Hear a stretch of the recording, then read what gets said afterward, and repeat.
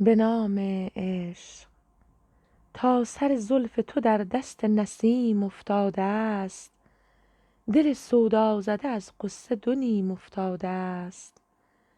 چشم جادوی تو خود عین سواد سحر است، لیکن این هست که این نسخه سقیم افتاده است. در خم زلف تو آن خال سیه دانی چیست؟ نقطه دوده که در حلقه جیم افتاده است. زلف مشکین تو در گلشن فردوس عذار چیست؟ طاووس که در باغ نعیم افتاده است. دل من در هوس روی تو ای مونس جان، خاک راهی است که در دست نسیم افتاده است. همچو گرد این تن خاکی نتواند برخاست از سر کوی تو زان رو که عظیم افتاده است.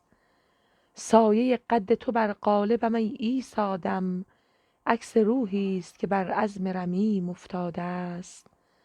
آنکه جز کعبه مقامش نبد از یاد لبت، بر در میکده دیدم که مقیم افتاده است.